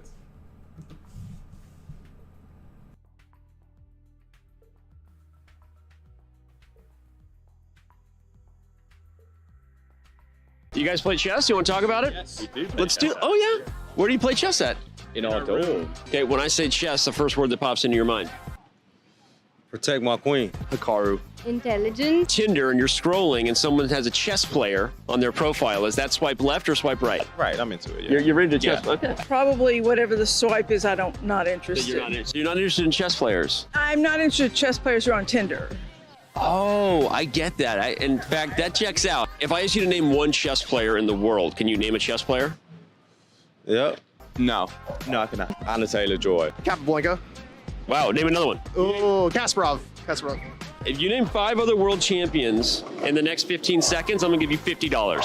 Karpov, Spassky, Holgar, Carlson, and Anand. Holy shit, he did! You get $50, dude! Oh my God, we just lost $50. Whose idea was that?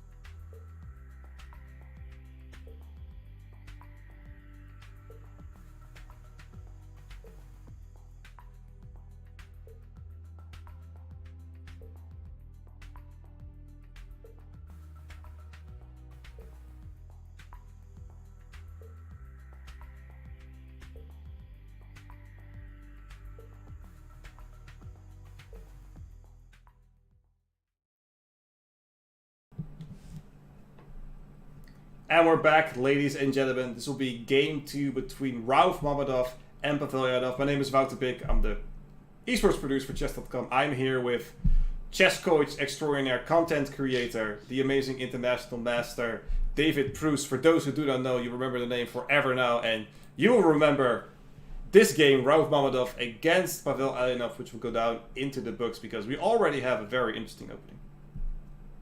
Yeah, I've never seen this position. They're only 4 moves into the game, and I've never seen it. I mean, okay, Elianov's a big Huracan player, but Mamadov's playing some kind of weird quasi-advanced variation. Very weird.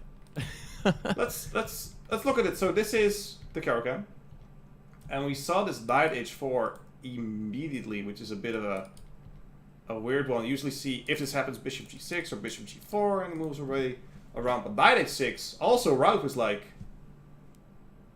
huh? Yeah, he was surprised. He tried to catch Elianov in a surprise. He's like, this knight h4 move is super weird. He'll never expect it, and Elianov bangs out knight h6. And now he's implying that on bishop takes h6, he'll play queen h4. Unfortunately, we won't get the following position, which would be hilarious to me. Bishop h6, pawn takes h6, knight takes f5, e takes f5. Now that would be a fun position. I think why would have a pawn slight structure, edge? Slight edge. You know, when you get doubled pawns, it gives you open files, right? And in that position, black would have 2 open files and white would have none.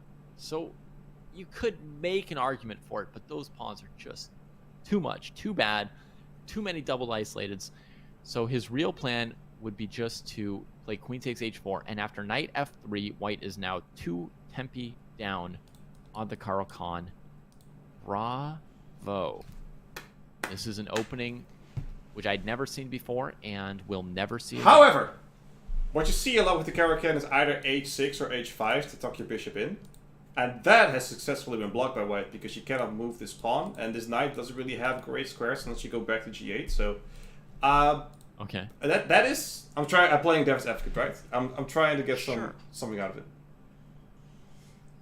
If Elianov just wanted to stick with opening theory that he knows, he could play knight g8 at any moment and transpose to the main line of the short. I think the knight f3 variations are called the short variation of the advanced Huracan, although I'm not on top of the names, but he could at any point play knight g8, and I know it would transpose to main lines. Gotcha. All right. Well, we'll see what's going to happen. I actually play this position a lot with black, these kind of structures where I have the pawn on g6, but this knight loves it on f5, and this d4 pawn gets work really, really quickly. If we trade these off and these pawns after c3 come together, and we get this knight to f5, d4 becomes very weak after queen b6. We get a bishop there after g6 and d5. Like, if we can get such sort of structure, black is very favorable. It is a lot of moves, but we might see a future with this knight ending on f5, putting pressure on d4. Yeah, I think a lot of players who are newer to chess and have heard that doubled pawns are bad might wonder why white doesn't just take on h6. And in general, in the Huracan, black allows bishop takes h6 in all sorts of positions, and the reason is they feel that the dark squared bishop becomes so strong that it compensates for that bad pawn structure. And as long as you feel confident as black playing that position with your dark squared bishop and your pawn structure bizarre, then you don't need to play that knight g8 retreat we mentioned. You can try to play for much more with Bik's idea of putting the knight on f5, and it'll put a lot of pressure against the d4 pawn. I think that's what we're going to see now. Knight to d5. f5 is very... You never want to play g4 with these positions. You can always move to h4 because it is defended. So we will not see... We'll see this. Like I said, we're not going to see this move. We can always go to f4. Actually, you can take on d4 immediately, but even if it almost already... Yeah, white has to... It is a good minimum position. We need to defend d4. I love black. That's pure... because I play these kind of positions a lot, so that's why I finally understand chess. I finally understand the position. So now I'm like, all right, you should do this. But looking at the cameras here, Rauf looking a little bit flustered, shaking his head a little bit. His head in hand. He's not happy with the position. Yeah, I mean, you sort of calculate ahead, and every position you look at doesn't look like what you want, I think, at this point for white. So, you know, and also because it's basically like a standard Carl Khan where you're down 2 tempi, it's also not like a bad position that your opponent doesn't know, right? There's a certain practical chance. Like the Armageddon game that we just saw Drev lose to Fabi. Yeah. Even though the position was bad, there was always a certain chance to it because that passed pawn on e6 with the pawn on f5, it was just an unusual kind of position, and therefore there's a chance that Fabi doesn't know all the right things to do. Now, Fabi did. He played b5, I mean, he played actively. He didn't try and defend. He counterattacked in the center. He figured out what to do very convincingly. But there's always a chance or a hope if you're in an unusual position. But he's got basically a standard pawn structure in the center that they fully recognize, and that probably 95% of players over 1600 would recognize this kind of advanced French, advanced Carl kind of position and have sort of an idea of the main plans for black. So from Mamadov's perspective, like, where's your chance? Where's your hope to get Elianov into a situation where he doesn't know what to do? Well, there are a few things I want to comment on. Those are great points. First of all, we have a French where the bishop isn't stuck on c8, which is fantastic. And you didn't lose any tempos. The second thing is, we're talking about fun structures. I want to show another one that might be funny. If we get this kind of pawn position, this looks very ugly if this is e6 pawn being very, very weak. But we will not have that happen. We will not see these trades. We will see knight to f5 and knight b3. And I want to talk to you about this, David. Elianov spent 2.5 minutes on the move knight to f5. Why?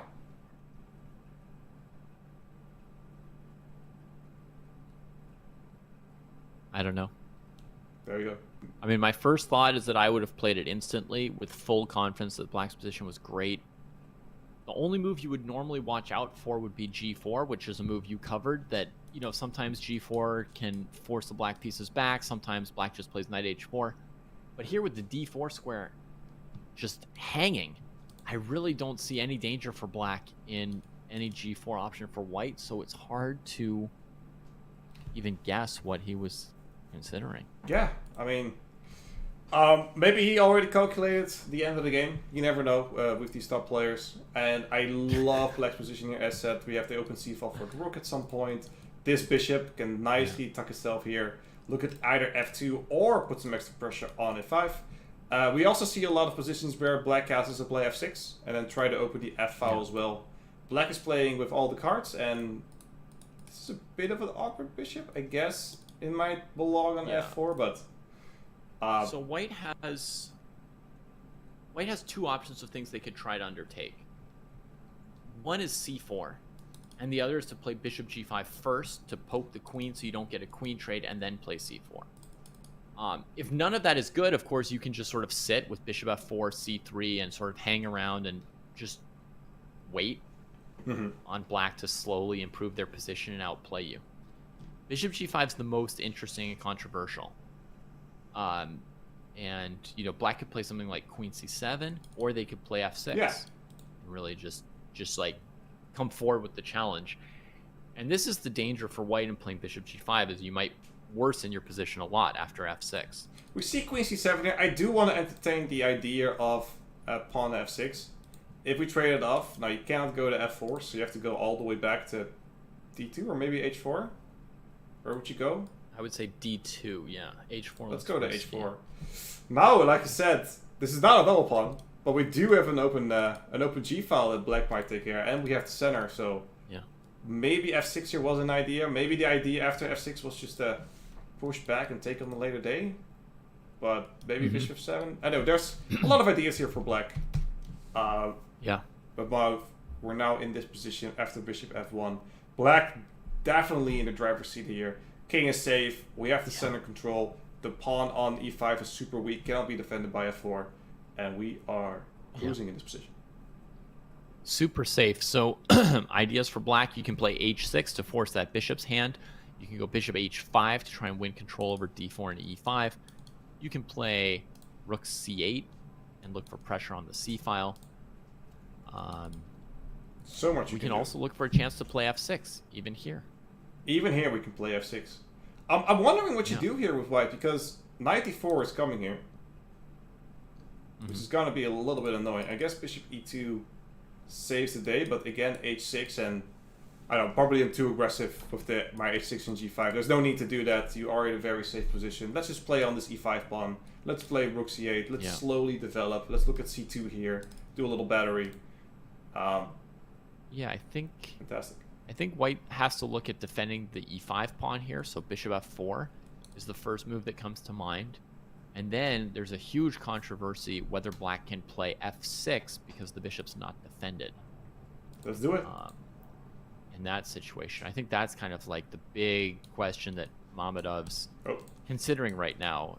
Is like, are we going to straight up lose the e5 pawn? And if so, under what circumstances is there relatively more of a mess on the board? Because this is a situation where it's bad enough that white wants a mess. They're in a must-win position, right, for the match. So even a draw is not enough. It's no use keeping the position about, slightly worse instead of much worse. What you really need is something that has enough of a mess or unclear that you can turn it around, just like Elianov did in the previous game in a terrible position as white. He managed to get some messy stuff on the board that allows you to make a full comeback from a bad position to winning if your opponent slips. Absolutely. Maybe you have to... I was looking at bishop d3. I was looking at spicing the position this way. I don't think you could take on e5 because of the pins that might follow. I think that if you get into this position, it is weird enough. Wow. That is very weird what you came up with there. Very fancy. I don't know if every move was correct. That's why I played very fast for it, so you don't see the bar going up. No chance to see the yo-yo. I was just pushing those moves, and I'm like, if the end is fine, everything was fine, right? Yeah, absolutely didn't look at it. Okay, move by move. I'm like, no bar. Let's put up a double wall here. All I see is the bishop board, d3. And at the end, you sort of had the same number of pieces on the board for both sides. Knight takes. I believe you could just take here with the rook or with the knight, but you can also maybe... Well, if you take with the knight, we definitely have bishop takes queen. With that. We so don't rook have to takes. sack our queen. And rook e5. Here you played very controversial queen e5. Maybe bishop f3 would have been an improvement. So we'd have to... Removing the defender, trying to come out ahead. White's got a fancy move, queen e1, to try to survive. Wow. And then I would say maybe bishop e4 would... seal that rook in and win in exchange for black. Yeah, I think we could maybe still play f6 here for the double attack as well. There's a lot. Wow, crazy stuff. We see queen d3, and white taking a different approach, keeping this dark ledge for bishop maybe for a rainy day. But wow, black's cruising. Wow, and he doesn't even play the safe move. Very often, right after I grab a pawn, maybe some kind of like guilt about grubbing pawns or something, I'll move that knight to g6, right? Just plop stuff in front of my king and say, I've got it covered, I've got my extra pawn safely. But here he goes to the opposite side of the board, threatening b2. That's a very confident move for somebody with essentially draw odds in the match at this point. Yeah, absolutely. And he's up a pawn, and he hasn't given up anything. Like usually when you're white, you have the bishop pair. That is that's the way forward. What is the win condition? I have a bishop pair. I need to make it to the end game, but it's so hard to make it to the end. I'm still looking at bishop d3 and trying to play g4, right? Like, how do we make something happen? We're gonna play this. Do we take on f5? Right. Do we? Yeah, I mean, the thing is, you don't have, in this line that you just played, you don't have time for g4 because the knight b2 move, black would throw in knight takes d3, right? And then we have no attack, no point to what we're doing, right? So bishop takes f5 would make sense there. The problem is, black's already taken 2 extra pawns, and now you're forced to trade off pieces in order to try and recover your pawns. You're only playing towards a drawish situation, right? You're not even playing to win here. True. For white. True. No. Knight on b3 can't have any impact. Black puts a rook on e8, and it's just not a lot of prospects for white. As white, he's creating prospects. I like protecting the pawn on b2. Yeah, no, I like that. Defend b2 twice, That's his four in this. Now it's defended twice. Why did he play bishop c1 immediately? I don't know. We'll talk about that. I'll give him a call after this. Bishop d3 now is able. There is no idea, and g4 might come into play with g5. I'm starting to get some Stonewall vibes again. I know this isn't currently a possible move, but we're creating mayhem on the board. It's like Stonewall without the wall, right? Because white doesn't have e4 or e5 occupied. It's like it's like a little straw house going on at the moment. Yeah, it's like the little straw attack without the wall around it. But that said, I mean, white has a threat of bishop takes f5, e takes f5, queen f5, regaining their pawn and just going to a technical position that's about equal. And honestly, an equal position would already be a good start for white with how this game's been going. So, Elianov pounding the pavement, hitting the initiative here, a4, queen c5, trying to make white retreat the rook to f1. I don't see a different move. I do. Yeah, well, I mean, I do, but you're not gonna like me for this. Yeah, there's rook e2, knight d4, but it's just. No, bad, what about so king h1? And trying to do it this way. Oh my goodness, you're crazy. Just giving it up and trying to just. I'm playing Crazy Crest. I'm also playing not with my pieces. Yeah. It's someone else's pieces. And like you said before, sometimes you gotta give up a pawn to get some activity going. Yeah, I'm learning as we're commentating. Yeah. Yeah, that was not a bad idea, Beck. I think very reasonable try for white, given the situation. But with knight e5, Elianov's trying to force him into bishop takes f5. b4, okay. Pawn takes f5, queen f5. It seems to give away black's extra pawn. I'm not sure why he's satisfied that. Interesting. Well, it opens up a file and didn't en passant, ladies and gentlemen. You could en passant. It's not a... Yeah. Did you know that there's actually a lot of people saying online that it's mandatory to en passant if it happens? You don't have to, ladies and gentlemen. Don't have to. Yeah, those are people who just switched over from checkers. That's fair. There are people like me, because I fought for the longest time. Oh, yeah. Anyway. Okay, so he recovered his pawn. And that's a good start for white. Still, the c2 pawn's very weak, and black's position's fully satisfactory. Bishop on c1 could use some work, but white recovered the pawn without anything disastrous happening, so I would say that was reasonable progress for white. A small win, for sure. A small win for white. And I was looking at some crazy ideas, so I'm gonna put him on the board because I was happy. What about if you get... So we have to play this.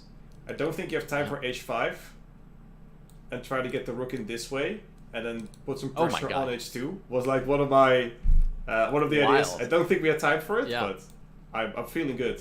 I mean, normally we'd be improving the rook on a8 before looking for a fancy move like h5. So, maybe if you played rook e6 and rook a to e8 and you had both rooks ready to go, then you could start using those ideas you're suggesting.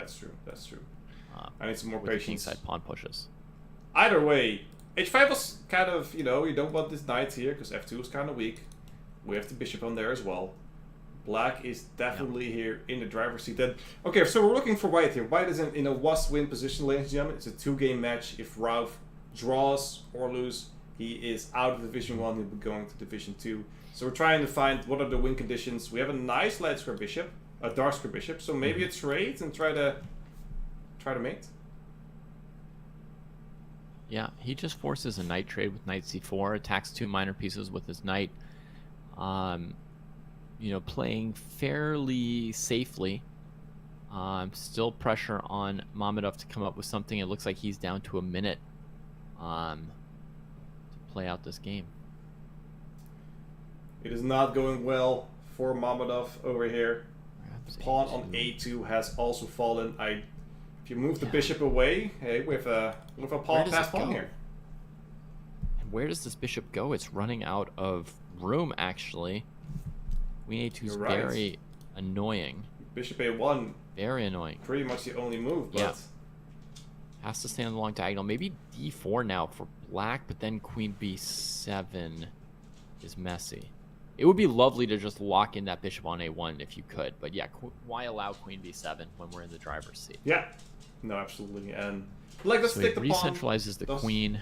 Doesn't want to complicate it. And maybe now it's time for the rook e6 idea and put more pressure on f2. But queen d5 played. He says, I know you're not going to trade my queens anyway, so let me put this here. I'll take some time. I'll play rook c6 or e6 afterwards. And we're going to go full banana hammocks. And I'm going to go to division 1. Yeah. I mean, he took white's queen off that b7 pawn to do exactly what I wanted to do for black. He gets in d4 and jams that bishop on on a1. Now we do get the en passant. And what's There's a next mate for threat. black Hold on, here? hold on. Don't be... Stops the mate threat. Yeah, don't get too comfortable. There was a mate threat, so... The other game was queen g8 mate, right? If he had played a positional move there and allowed queen g7, it would have been some symmetry. It would have been something. It would have been it would have been a blow, especially to Pavel there, who was in driver's seat. 6 seconds for white, by the way. Mamadov is... Oh my goodness. Has frozen up. Queen f3? Just move the queen? Is it... Did we get a move? Is it over? I don't Help? see any moves. Also, the players looking confusing. Let me ask. We'll get this sorted out. The eval bar is still moving. That's the only thing that's still alive. It's going up and down with no moves. It's the heartbeat of the position. It's still going. It's still pulsing, but we don't. Oh, there we go. Black one on time. It seems maybe he disconnected. I am not sure. Let me ask the staff what happens. I do not see a score in there as well, so they are talking it out. And after he loses on time, we had the moves queen f3 and rook c7 added. So it's really the game's happening in a weird order. Apparently, the game is still going on somewhere else. I'm not quite sure what's happening in that regard. We're going to get some more in, but let's talk about this. Let's talk about Pavel Elianov. Well, that's very exciting. The man from Ukraine has been doing some excellent chess in his days. I'm actually astounded. The kind of game that he showed today. We're going to get some more confirmation if it's still going on. If it's over, I don't know at the moment, ladies and gentlemen. So nobody seems to know. So I don't know. We don't know. We don't know what's going on. The odds are that Elianov, either way, as you say, the odds are that Elianov will be advancing, as he had won the first game and had an extra pawn in a solid position last we saw here.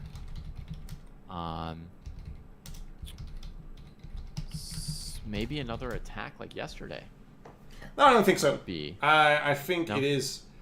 Either way, they're still very intently looking at their screens, so we'll... It's true. They look more like they're playing chess than that they are sending messages saying, "Where did my game go?"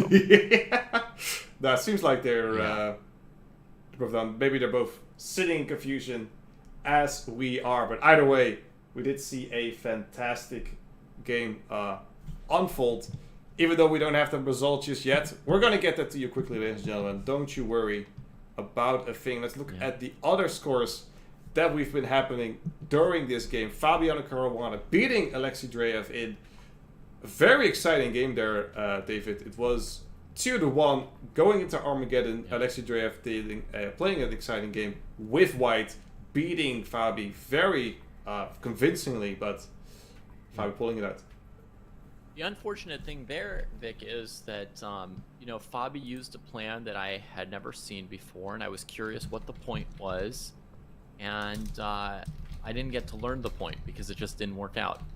So, in the end, Drev was able to just hold on to his bishop pair, slowly improve the position, slowly trade off pieces, and then once he got to the end game, he cleaned it up with his bishop pair.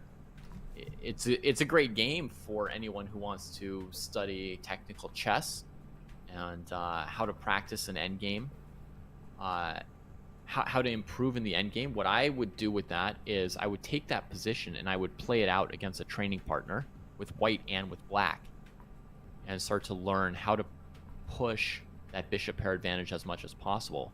And then you can always play through the actual game and see the moves Drev used and sort of compare that to your own attempts at playing it. Yeah. That's what I would do with that kind of an end game, and there's plenty to be learned that way. But I was really hoping that Fabi was going to reveal a whole new plan to me that I was going to be able to sort of put it in my bag of tricks. There you go. Yeah. Exactly. Well, yeah. It seems like Fabi won. Alireza Eduardo is being postponed till August 8th. Don't think either player could play today. We saw Amin Tabatabai beating Jan Nepomniachtchi 1.5, and that was the biggest upset for me today. Yeah, and it felt like Nepo did not have one of his better days today. Both the first game where he should have agreed to a draw and somehow kept moving. It wasn't clear to either of us who was really trying to win the game, but eventually he seems to have been trying to win the game because he moved away from blockading the opponent's passed pawns and let them queen. That was an unforced error, so to speak, that loss. And then the second game, he had a very, very promising position with chances to equalize the match and send it to a tiebreaker, an Armageddon. Yeah. And then he advanced hastily, allowing a series of simplification tactics, and ended up being worse in that endgame and having to scramble to create some kind of a draw. Just not the world championship level player that we're used to. All right. Well, I got some word. It appeared that Brauf disconnected from chess.com. A lot of people did. We told him we would investigate. At the moment, he resigned because he was nowhere winning anyway. So it is a result. It is 2-0 for Pavel Elianov. And that means, David, we have at least 7 of the 8 players for the Julius Baer Generation Cup knockout. We have, let's go from the top, Dennis Carlson, Wesley Stone, Norderbeck, and Dennis Lauzvik already qualified through the previous event, Ames Rapid. And who else do we have on the list here, David? We've got Fabiano Caruana, Pavel Elianov, and Amin Tabatabai qualifying today in the matches we just witnessed. And we're waiting for one more player, Faruja or Iturizaga. I feel like whichever one we get is awesome, so that match doesn't matter. I mean, it matters to them, but not to me, because I think either of them makes a great addition to this field. Either way, it's going to be a great 8 players there. And yeah, I mean, that's a fantastic field. I think Elianov is going to be a little bit of an outlier by chess.com rapid ratings. He played in Division 2 last time around, so it'll be interesting to see what he can do in Division 1. And everybody else, has on paper a chance to win the whole thing. I think Lazovic will be an exciting addition as well. I love that we're not getting the same 8 players every time. This new format with play-ins and everything, compared to the earlier incarnation of the Magnus Chess Tour before it was chess.com/Magnus/ Champions Chess Tour. Yeah. Getting 1 or 2 new players every time, sometimes even 2 or 3 new players, it adds a lot of spice to it, and very exciting. And so this time, Lazovic and Elianov are representative of the youngest possible generation and of the middle generation. Be very, very interesting to see what that does with that field. 100% agree, David. I love this format. It's super complicated to put it all together and make it digestible for the viewers. But it is fantastic to get these new players in. They're not new players, but it's not always the same players there at the end. This was an amazing stream. Again, David, thank you so much for commentating with us today. Thank you to all the viewers coming in here today. You guys have also rocked it. Thank you to our mods and everyone helping behind the scenes.